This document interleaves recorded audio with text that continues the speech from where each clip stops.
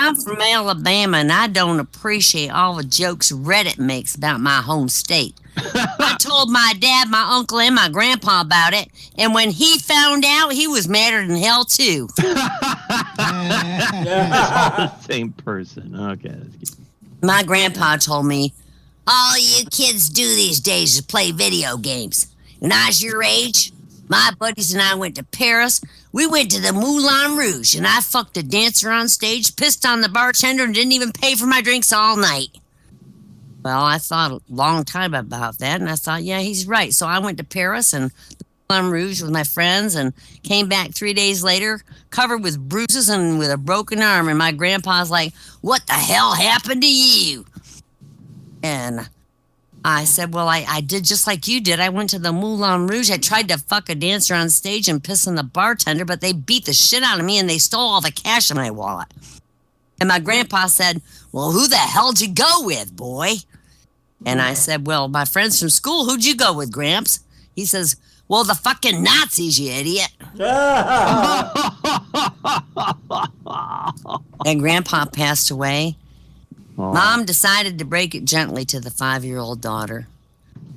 Honey, Grandpa passed away and he went to a happy place, just like what happened to your goldfish. And the granddaughter says, oh, are we going to flush him down the toilet? Yeah. Yeah, my grandpa, he was an artist. He had an amazing stroke. That's how he died. Oh. That wasn't funny. That was kind of paralyzing. During his surgery, my grandpa kept waking up and grabbing the nurse's boobs and laughing. And then he started flatlining until they restarted his heart again. He's pretty touch and go right now. Touch and go. My grandpa told me he got to see the Titanic and that from the very beginning, he told them not to get on board because he knew it was going to sink. But no one listened, and he repeatedly told them till the minute he got kicked out of that movie theater. My grandpa was telling me about when he used to hunt tigers. He says, this one time, I was alone in the jungle. And out of the bushes, right in front of me, a huge tiger leaped out suddenly and went, roar. Kids, you won't believe it. I shat myself. Oh. I said, well, I believe it. I'd have shat myself too if that happened to me. And Grandpa's like, that's not what the hell I meant, God damn it. I mean, I need a paper towel right now. Poor Grandpa. So 2 Czechoslovakian friends were visiting the zoo. One leaned over the edge of the polar bear pit and fell in. He was quickly gobbled up. The zookeeper came over mortified and asked the crowd what happened. One man spoke up and said the male polar bear swallowed the guy whole. Immediately, the zookeeper took a knife, cut open the polar bear just to find him empty. Then he turned to the female polar bear and did the same, saving the man's life. And what was the lesson the zookeeper learned? Never believe them when they say the check's in the mail.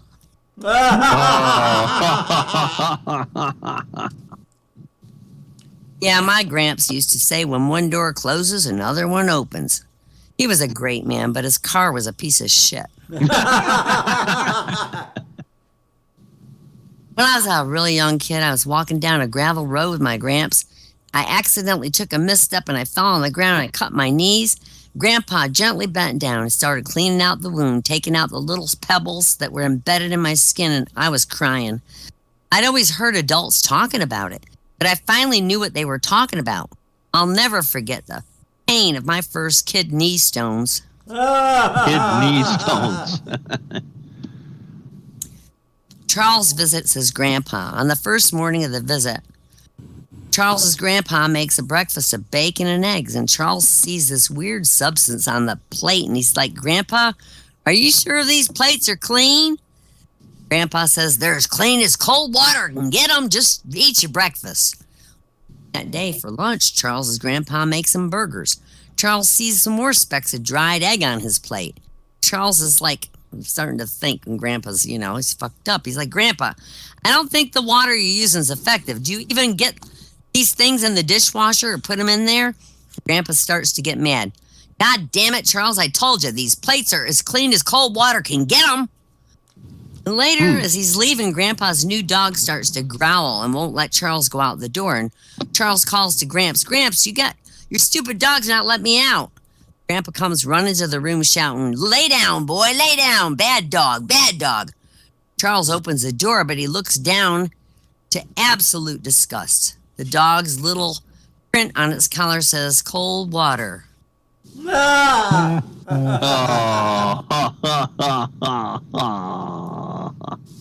Grandpa, where'd you go get to food when you were young? Well, son, I could go to the grocery store with $1, and I could come out with a bag of chips and 2 chocolate bars. But now they got all those pesky cameras all over. Grandpa was down on his luck, so his grandsons, in their mid-20s by now, they wanted to do something to cheer him up. So the youngest of the 3 said he knew awful. Perfect.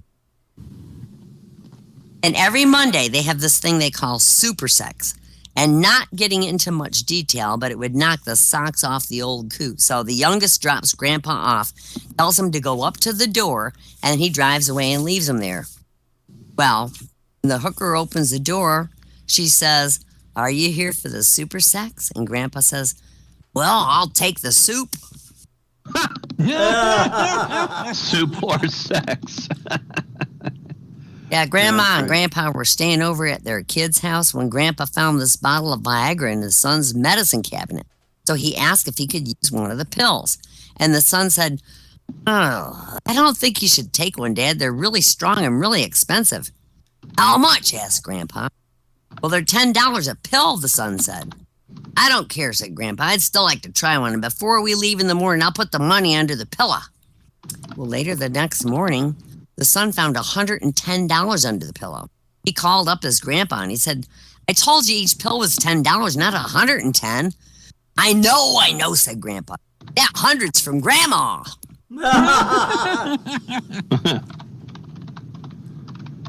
Fritz and his grandpa, Hans, sat atop a hill overlooking their cozy little village.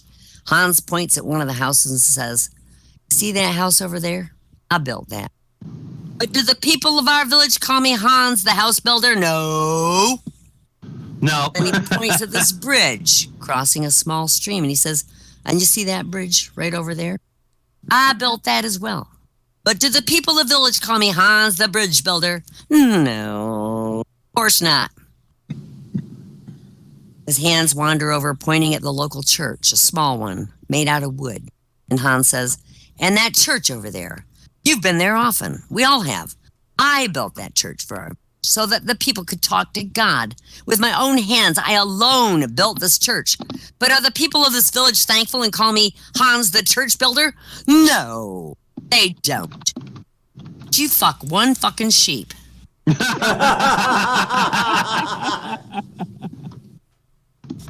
Grandma and Grandpa, they're trying to console Susie, whose dog Skipper has died. You know, Grandma says, it's not so bad. Skipper's probably up in heaven right now, having a grand old time with God. And Susie just stops crying and goes, what the hell would God want with a dead dog, Grandma?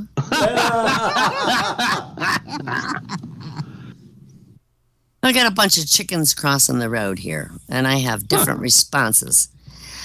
Why did the chicken cross the road? Donald Trump says, I've been told by many, many sources, good sources, they're very good sources, that the chicken crossed the road. All the fake news wants to do is write nasty things about the road, but it's a really good road. It's a beautiful road. Everyone knows how beautiful it is. Joe Biden. Why did the chicken do the thing in the... You know the rest. Yeah. Sarah Palin. The chicken crossed the road because, gosh darn it, he's a maverick. Barack Obama. Let me be perfectly clear. If the chickens like their eggs, they can keep their eggs. No chicken will be required to cross the road to surrender her eggs, period. All right. AOC. Chickens should not be forced to lay eggs. This is because of the corporate greed. Eggs should be able to lay themselves. John McCain. My friends, the chicken crossed the road because he recognized the need to engage in cooperation and dialogue with all the chickens on the other side of the road. Hillary Clinton. What difference at this point does it make why the chicken crossed the road? George W. Bush. We really don't care why the chicken crossed the road. We just want to know if the chicken's on our side of the road or not. The chicken is either with us or against us. There is no middle ground here. Dick Cheney. Where's my gun? Yeah. If chickens crossing roads, give me my gun. Bill Clinton. I did not cross the road with that chicken.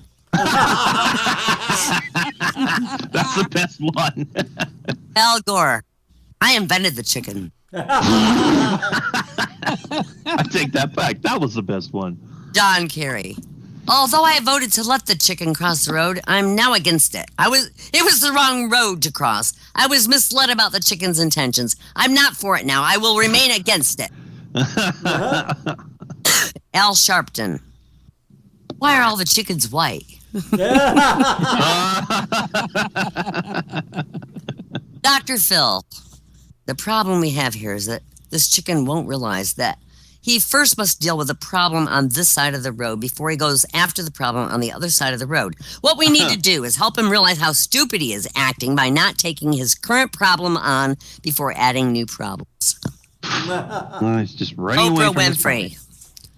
I understand that the chicken's having problems, which is why he wants to cross the road so badly. So instead of having the chicken learn from his mistakes and take falls, which is part of life, I'm going to give this chicken a new car so he can just drive across the road and not live his life like the rest of the chickens. A new car. Anderson Cooper. We have reason to believe there's a chicken, but we have not yet been allowed to have access to the other side of the road. Nancy Grace. That chicken crossed the road because he's guilty. You can see it in his eyes and the way he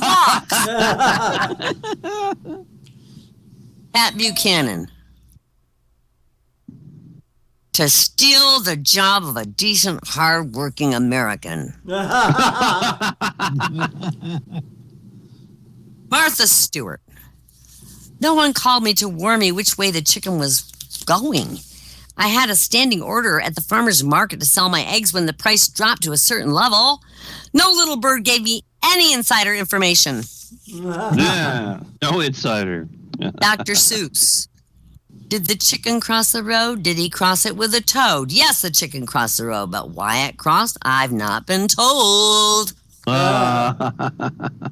Ernest Hemingway. To die in the rain alone.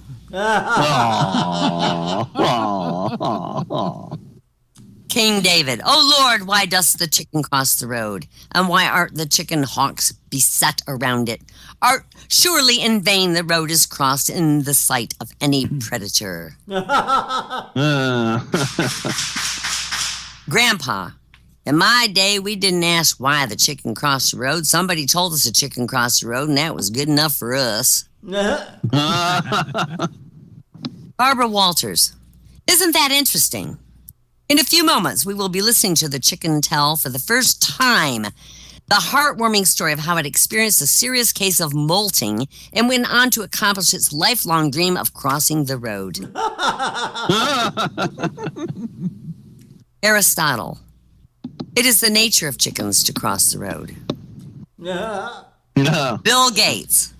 I have just realized chicken E2014, which will not only cross roads but will lay eggs. File your important documents and balance your checkbook. Internet Explorer is an integral part of eChicken 2014. This new platform is much more stable and will never reboot. Yeah, right. Albert Einstein. Did the chicken really cross the road, or did the road move beneath the chicken? Relative.